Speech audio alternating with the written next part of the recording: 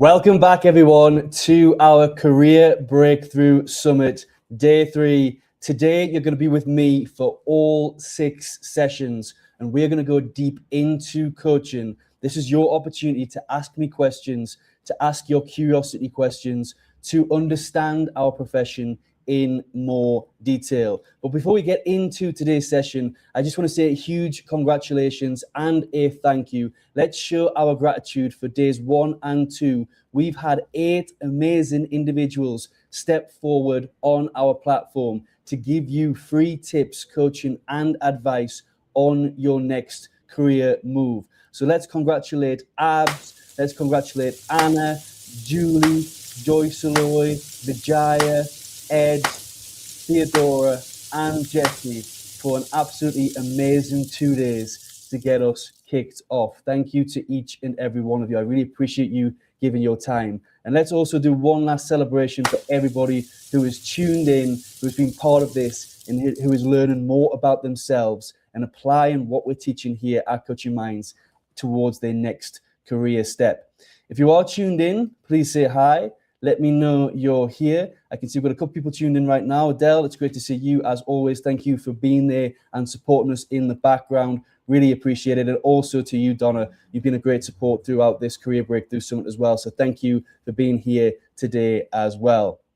And we're kicking off with this first session. We're going to be looking at what is coaching. Now, coaching has become a huge buzzword. It's become a trend. So many people are calling themselves coaches when what they're doing is not actually coaching. Organizations are giving employees coaching titles without coaching qualifications because they don't fully understand what coaching is. Now, you might be curious about coaching. You might be looking to understand what coaching is.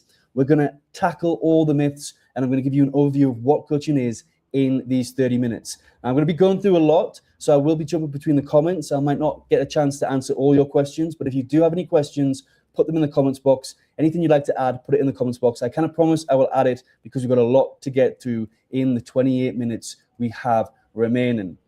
But who is this session for? So if you're just passing by right now, if you're tuning in, a little bit curious about coaching, then this is for you. So if you're somebody who's curious about coaching, if you're looking to pursue a career in coaching, or if you're a manager or leader who's been testing the waters with coaching in your organization and you're thinking about coaching qualifications to enhance your skills as a manager or leader. Or maybe you're somebody who's thinking about stepping into management. This is also great for you, so you can get that edge and that step up with terms of in regards to coaching qualifications. Now, please put your questions in the question box, in the comments box. Remember, there's no such thing as stupid questions, just stupid people. And I say this because we might get a few daft comments in the comments box. We're just going to ignore them. We're going to ban them. I know everybody who's tuned in and who is ready is here to learn. You're curious. You have an open mindset and you want to know about coaching and what coaching can unlock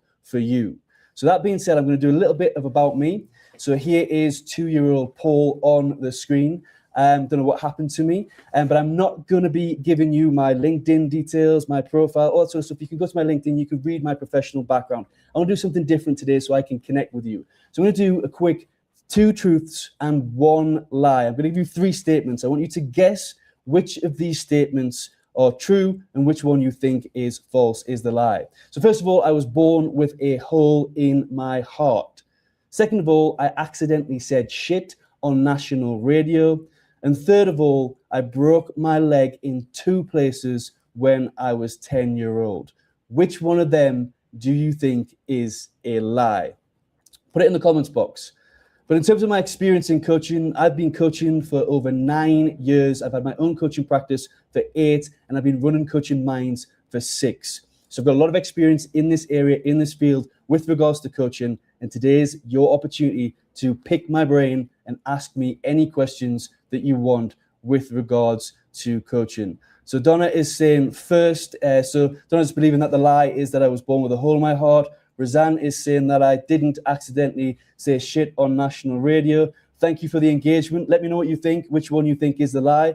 But the actual lie is I never broke my leg in 2 places. So I was born with a hole in my heart, and I did accidentally say shit on national radio. That's a story for a coffee or a beer if we ever connect in a networking event. Ask me, I'll tell you the story. It's actually quite funny. But that's a little bit about me. So as I mentioned, I've got 9 years experience in coaching, 8 years with my own coaching practice, and 6 running Coaching Minds. But over the course of today, this is just our first session of 6. Today, in this session, in the next 25 minutes, we're going to be looking at a brief overview of what coaching is, some of the key skills, how we distinguish coaching from other methods, and also I'm going to be leaving you with 3 simple coaching tools that you can use and take away and apply today. You can practice with your friends and family if you don't have any clients. You can bring them into your next coaching session if you've already started to get some clients. After this, we are going into Zoom. We're going to be doing a coach demo. So I'm going to be coaching one of our coaches here at Coaching Minds to give you a demonstration of coaching. So if you want to see me coaching in practice and understand what coaching is, I'd see you there. Scan the QR code at the end of this session. That'll give you access to our community completely free, and you can find the Zoom link in there. The next session after that, session 3, I'm going to give you an overview of our coaching profession. Our profession and how it's set up is quite complex. A lot of people don't understand how everything's set up. Should I go for AMCC? Should I go for ICF? It's quite confusing, different levels of accreditation as well. So I'm going to talk you through all of that. I'm then going to give you a presentation, the 4th session of today, which is going to be AI and the future of coaching. I'm going to be talking about the role of AI, our position here at Coaching Minds, the direction in which the industry is heading, and a few questions for you to think about how you apply AI in your coaching practice.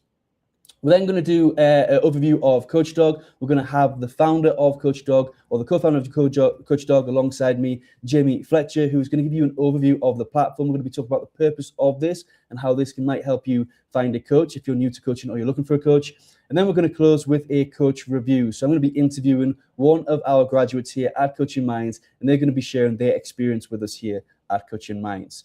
So that's what we've got in store for today. But in this session here, I can see Adele's put a question in the comments box. Brilliant. Adele, I'm going to star that and come towards that at the end. So I will do a little bit of a QA at the end, or fit it in where I see it fit along the presentation so we can stay on topic and track. But before we get into it, I want to know, before we look at what coaching is, I want to know why you want to become a coach. Why are you curious about coaching? Why are you considering a career in coaching? If you're already a coach and you're tuned in, why did you choose to become a coach? Let me know in the comments box. I want to hear why you chose to become a coach. And whilst you're typing and sharing your reason, your why, everyone who read Simon Sinek, we always talk about Simon Sinek, start with why. It's always a good place to start. So think about your why. But what was it? What was the reason you got into coaching? And if you don't know, if you're just here, it's the first time you're at a coaching event that's teaching about coaching, there's a few reasons why a lot of people join. First of all, I'm going to talk to you about the industry stance, why a lot of people join the industry, what the industry talks about. Then I'm going to talk about Coaching Mind stance, what's important to us in terms of why you should become a coach. So if you go across the industry, maybe you've attended a talk in the past, you always hear people mention this $5.34 billion US dollars. That is the amount of turnover across our industry as published by the ICF. So one of the reasons why you might get into coaching is to make money. There's a lot of money in our profession. Now, I don't know how accurate that 5.34 billion is. Obviously, the ICF doesn't have access to everybody's bank accounts, but they're pulling these statistics from somewhere. So take that number with a pinch of salt. So if you're somebody that's driven by money, there's money in the coaching profession to be made. Coaching is in high demand. Loads of people are looking for coaches, looking for that support. We're going through a bit of a mental health pandemic across the world right now. When I say pandemic, what I mean is you will know somebody. If it's not yourself, your partner, or a close family member, you will know somebody in your close circle or that you work with that has suffered from a mental health illness or has a mental health diagnosis or had one in the past. So coaching is becoming forever in demand, and the projection in the future is that one day we'll all have a coach of some description. So it's in high demand. The other big thing you will hear now in the coaching profession that a lot of people talk about is it's becoming recognized. It's a recognized qualification for management and leadership in organizations. Organizations are recognizing the importance of coaching in our volatile environment, in our VUCA workplaces. Coaching is being recognized by some of the biggest professions and also biggest organizations. So that's what the industry will tell you. 5.34, it's in demand, and coaching is being recognized worldwide. But we like that. It's great, fantastic. But at Coaching Minds, we want to go a bit deeper. Why do we want coaches at Coaching Minds? What do we think coaching is good for? First of all, it allows you to support others. It gives you your own personal growth, and it keeps human connection granted. What do I mean by this? Why have I summed this up here? Well, first of all, it is coaching, if you really get into it, is a huge way to transform yourself, to grow yourself, and also to transform and make an impact to the lives of others. Coaching doesn't have to be, for many years, it's been a luxury. It doesn't have to be a luxury. If you hone these skills, if you find a program that is the right cost for you within your budget, then you can offer pro bono coaching, you can offer discounted coaching, you can offer low cost coaching to those that really need it in the world. And coaching, when really put into practice, can make a huge difference to the lives of others. And we're going to learn how in this session today. And coaching is all about human connection. In this dawn of AI, where AI is really starting to take over certain projects, we're all hearing the horror stories of thousands of people losing their jobs at Oracle, Meta letting go of people. The starting of letting people go is happening, but coaching grounds us in our human skills. And we had a brilliant talk yesterday from Theodora, who talked about the key skills of the future in this dawn of AI, and a lot of them are linked to coaching. Soft skills are going to be so important. And in coaching, we cover things like critical thinking, how to communicate, how to connect with others. This is going to be vital in the future. So those are the three reasons here at Coaching Minds why we think that you should be considered to be a coach and what matters to us, beyond the money, beyond the demand, but not beyond the recognition. So I can see, I'm coming back to the comments to see what people are sharing, why they became a coach. So Donna shared that supporting those who don't always know how to move forward and or being aware of how far they have come. Brilliant, Donna. Thank you so much for sharing that. It's a lovely reason to join the coaching profession. I really appreciate you sharing that. Excellent. Okay, so if you do want to share, if you're tuning in late, we just talk about why become a coach. Why would you want to become a coach? Drop it in the comments box. Now let's take a look at what is coaching, and I'm going to go back and ask the audience. So if you're tuning in right now, if you're still here, are you watching on the replay? I want you to put in the comments box what you think coaching is. What is your understanding of coaching right now? And the reason I ask this, and I want to see where you're at, is because a lot of people have misconceptions of what coaching is. The biggest misconception is that people think because I'm great, I give my friends advice, I give my family advice, all my colleagues at work come to me for advice, I'm going to make an excellent coach. Now that might be true, but what you're going to struggle with when you start to learn to be a coach is that we don't actually give advice as a coach. And if we give advice, it actually hinders the growth of individuals. It doesn't help them. So one of the biggest misconceptions is that I can give advice, I can tell people how to live their life. You have so many life coaches, motivational speakers, pretending that they're coaches, advertising themselves as coaches, giving you advice, giving you life tips, but it's not actually coaching. I'm going to explain to you what coaching is right now. But if you do have any ideas on what you think coaching is, please put it in the comments box. So I can see Adele shared here that guiding others to find their own answers they have within themselves, move forward to where they want to be, my passion to help others, and further development. Beautiful, Adele. That captures some of the key elements of what coaching is. I really appreciate you sharing that, and I'm glad that it's your passion. Coaching is beautiful. It's absolutely wonderful. It's a great skill, a set of great skills. It's not just one skill. We're covering this in 25 minutes to 30 minutes today, but coaching is so in-depth, so detailed. Our programs are 165 hours and 180 hours. That's how much depth you can go into coaching. It is beautiful, it is wonderful, and you can really transform people. I love coaching, Adele loves coaching. Anybody who's tuned in, let me know that you love coaching. If you've experienced it, if you're a coach, it's a beautiful profession. So what is coaching? Adele has kindly given us some direction and steering here. But if we were to sum it up from all the skills, from all the different types of coaching, all the different areas, in the nutshell, in the simplest of forms, coaching is helping people move from point A to point B through a series of conversations. Now, when you look at it like that, it seems simple. when you actually get into it in practice, it is difficult. It takes time to master. It takes time to develop that experience and develop that practice.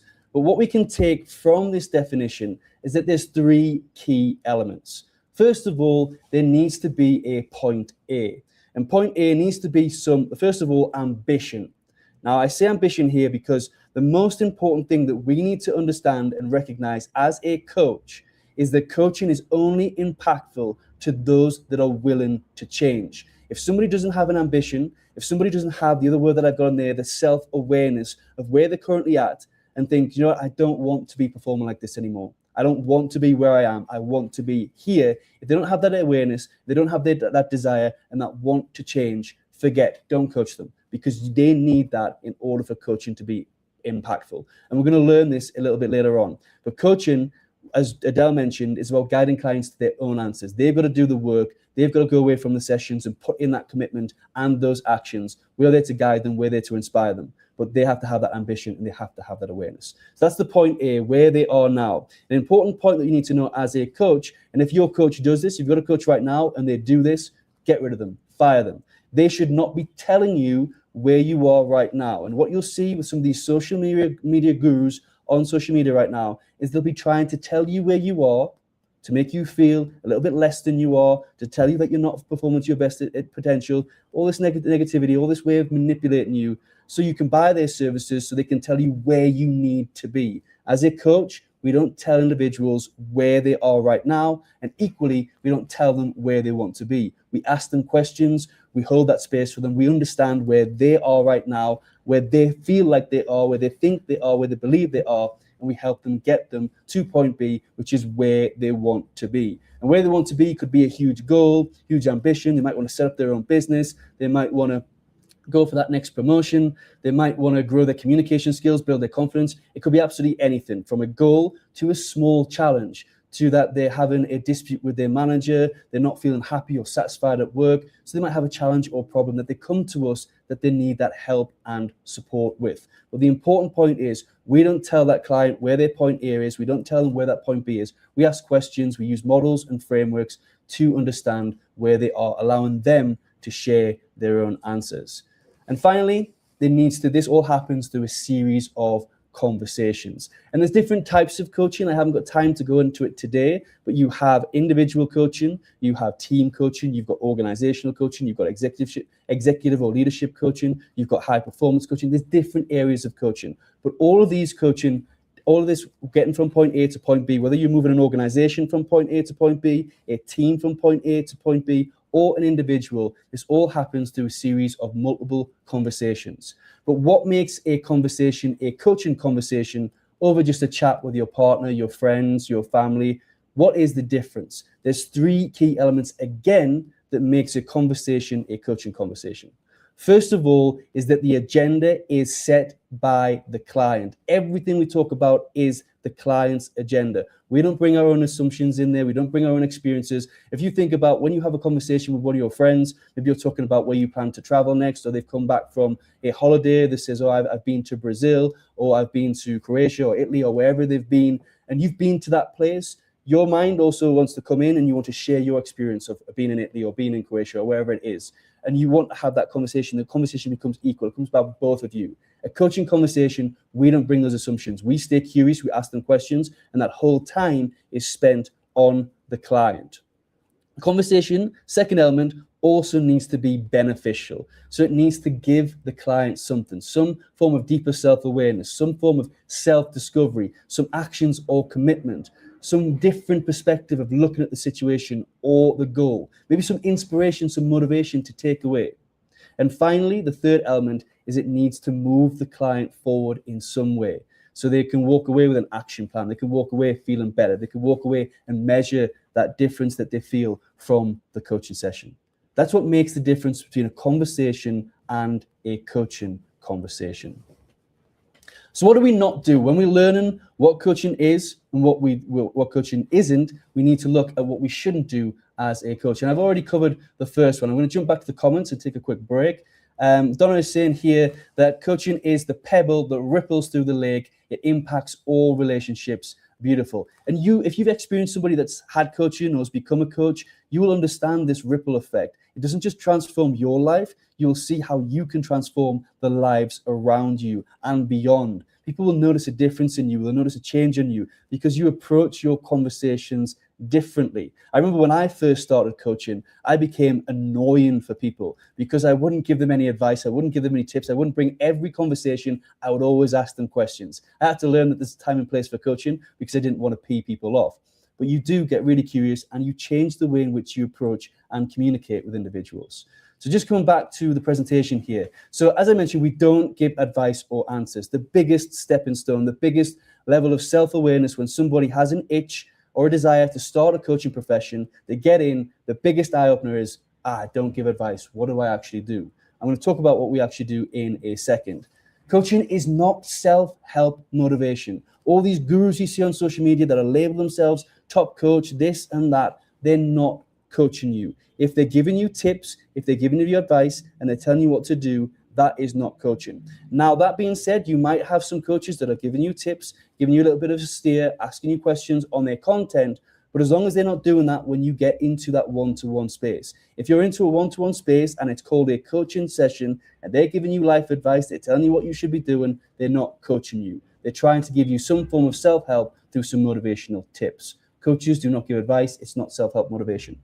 Coaching is also not about fixing people. There's this myth that coaching is, you have to fix people, somebody's broken. No, we don't fix people as coaches.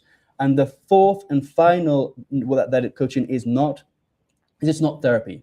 One of the biggest things I always get asked from somebody who doesn't understand coaching, when I'm at my networking events, when I'm in person, when I'm teaching, is, so coaching's kind of like therapy. No. It's a completely different method of support. When we learn our ethics, when we start to understand coaching in more depth, we need to stay in our area of competence. Coaching can go alongside therapy in certain circumstances when we understand how, but it is not therapy. It is its alternative method of support. It's a support method of its own.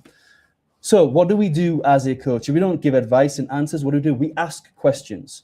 The problem we have in life is everybody's looking for the right answers, but you're not going to get the right answers if you're asking the wrong questions. You have to ask the right questions to get the right answers. And sometimes we've got so much going on, it's hard for us to ask the right questions ourselves. So we need a little bit of a guidance and a steer from an external source, like a coach. So the coaches will ask you the right questions to help you think differently.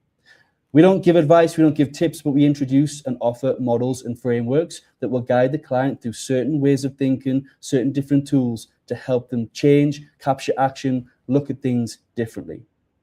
We don't fix clients. We see our clients as being whole, just the way they are. They're perfect just the way they are, just maybe they're not performing to their full potential. So how do we help them get to that potential? How do we help them reach that ambition? How do we help them get past the block that they're going through right now? It's not fixing, it's guiding.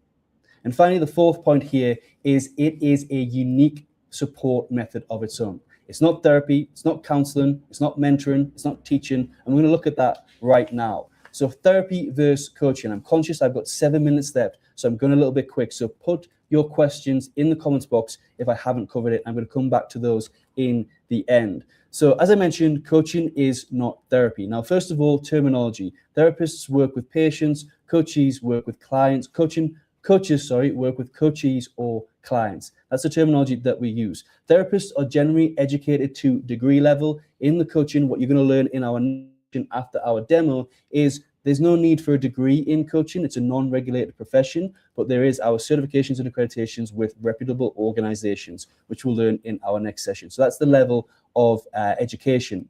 Therapists tend to work with those who have a mental health diagnosis. So they work with those with depression, anxiety, schizophrenia, PTSD, you name it. They work with people with a mental health diagnosis. As coaches, we don't work in that area.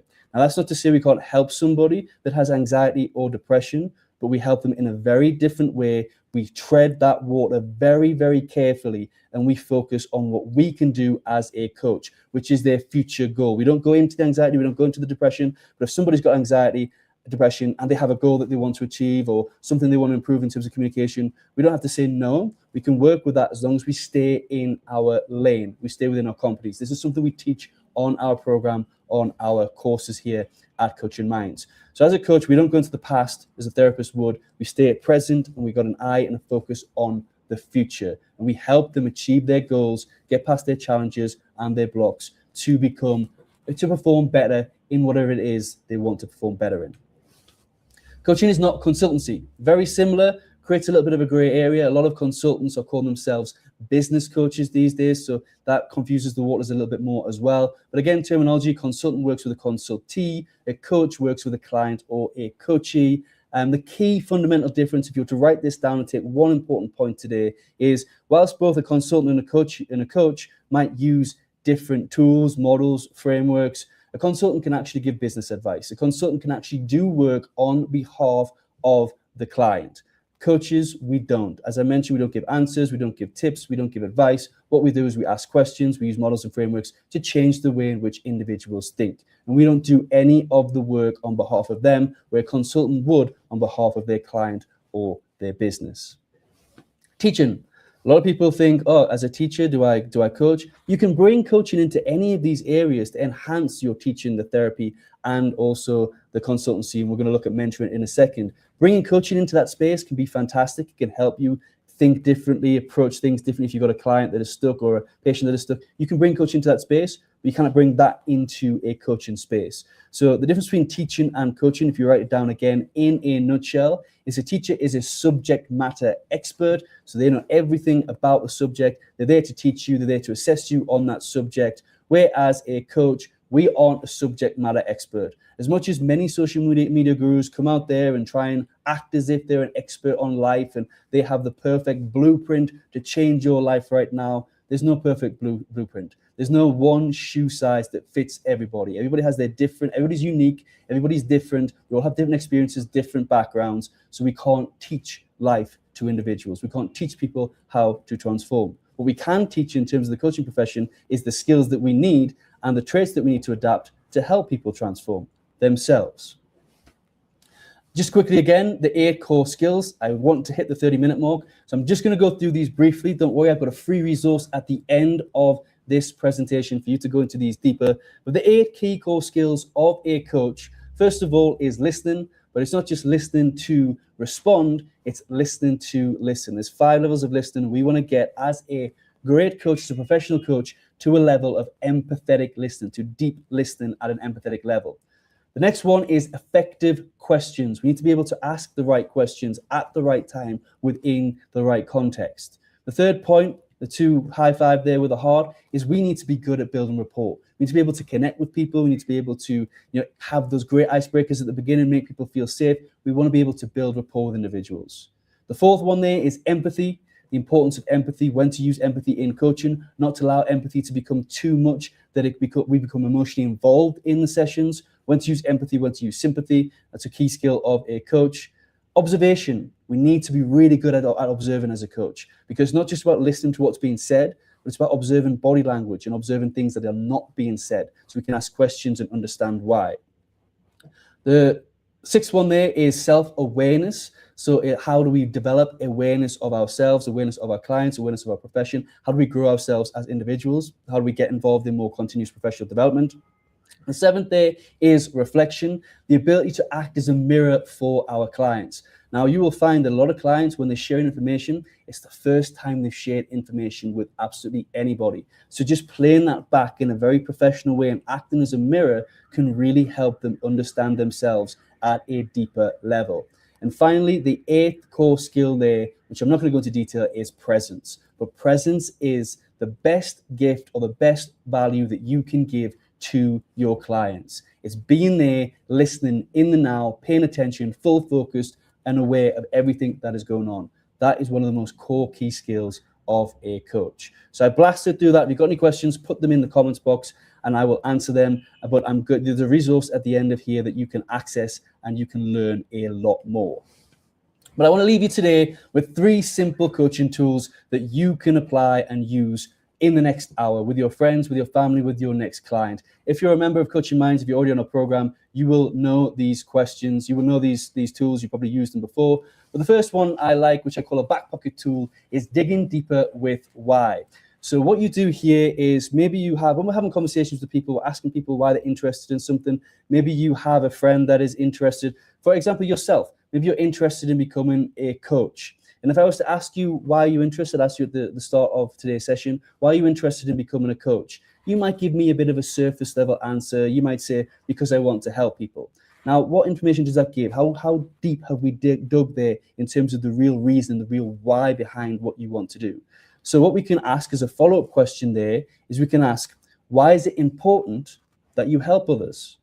And you might come back as because I want to feel fulfilled, I want to feel passionate about what I do. I'll ask you the question again, why is it important that you feel passionate and you're helping others in that space? We dig deeper. We don't want to do it too many times because it can come across as a little bit of annoying, but it's a great tool just to help people from a surface level answer, dig deeper into the reason why they want to do something. So that's the digging deeper why back pocket tool you can pull out. Really great to use if you want to get more information from clients. The conversation feels a bit stuck and you don't know where to go in terms of depth.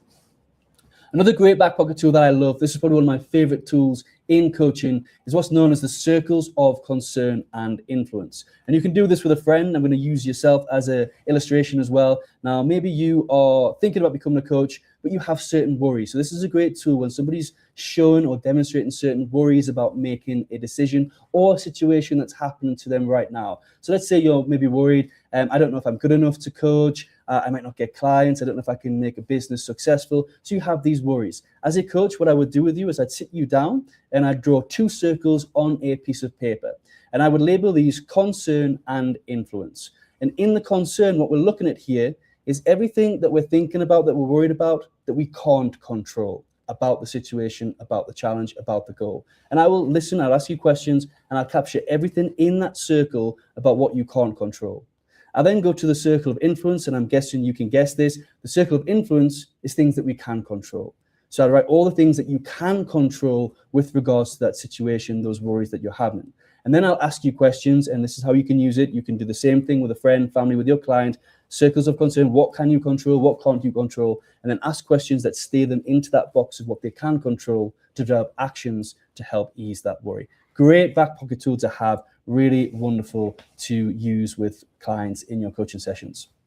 And finally, the next back pocket tool, when I say back pocket tool, it's just something you can pull out at any moment in a coaching session or in a conversation to get the conversation deeper, to get a different perspective, to get a better understanding. The last one is what's known as the miracle question, or I like to call this the magic wand question. There's different ways in which you can do this, but essentially what we're asking here is a hypothetical question that if they were to wake up tomorrow or in a week's time, a magic wand, somebody came and fixed everything for you, what would be the first thing you notice? What would happen from there? So I've captured this on the screen as imagine you wake up tomorrow, a miracle has happened, and your goal has been achieved. What would you notice first? This is really good for pessimistic people, people who feel maybe stuck, have a huge block, can't see a way forward, can't see the light at the end of the tunnel. We can put them in this hypothetical situation to see if they can think differently and look at things from a different perspective. So for example, you want to be a coach, I would ask you that question. Imagine you wake up tomorrow, a miracle happened, and you were a successful coach.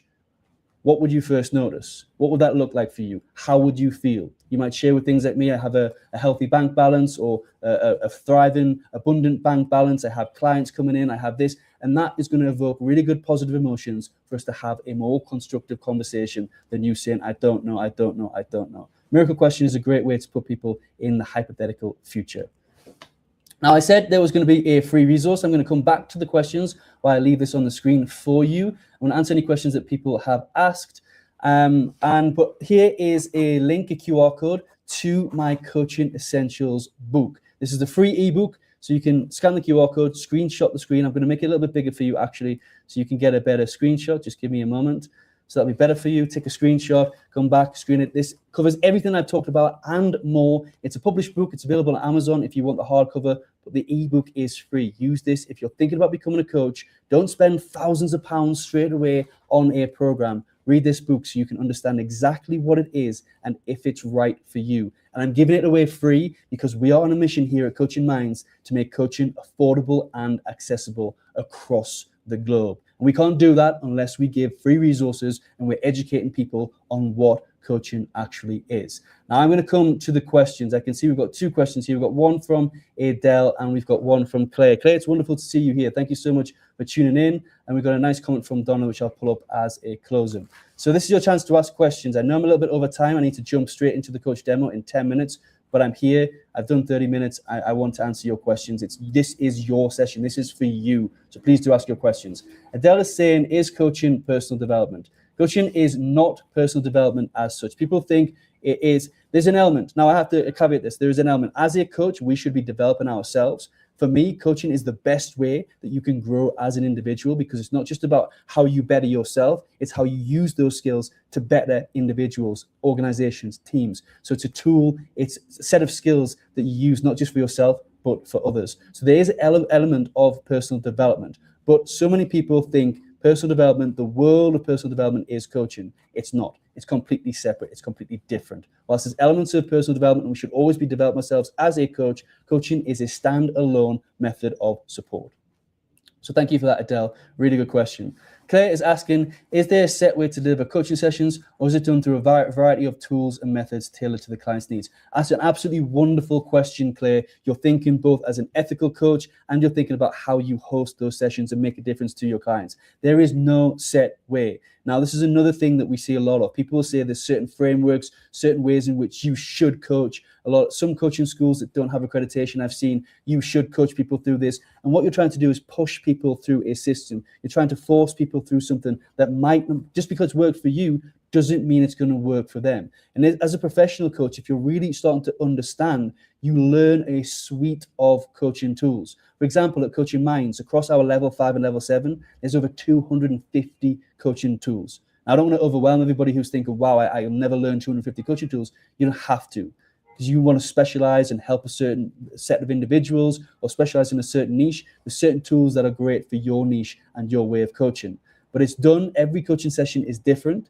We have an ethical responsibility to act in the best interest of each client, to understand that there's not one shoe size that fits everybody, and that we should tailor our coaching sessions for the client's needs. Now, that's not to say you can't niche. So, for example, if you want to help empower women, or you want to work to help people build confidence, you can design from those 250, you can take the tools that are worth for you, and you can just focus on helping people build confidence or helping empower women. So that's just two examples that I've used. So you can niche down, but again, within that niche, you still need to respect the individuality and other biases or other things that might come up in that space as you're coaching those individuals.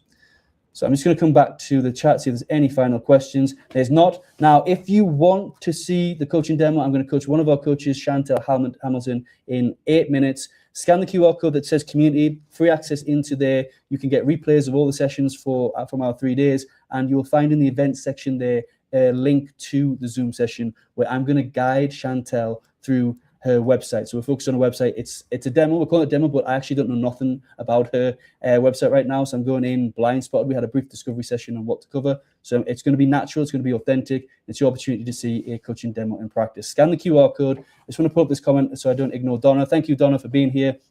Very important for these looking for coaching or wanting to become a coach. Now, Donna, thank you for the support. Thank you for being here. And thank you for your input. Thank you to everybody who's tuned in. Really lovely to see you all. Thank you for your questions. Thank you for your comments. I look forward to seeing you in our coach demo in 7 minutes time. And if not, I look forward to seeing you in an hour's time, where we are going to go into an overview of the profession, how the profession's set up, the difference between the EMCC, ICF. I'm going to digest all of that for you and really strip it down to something that you can understand.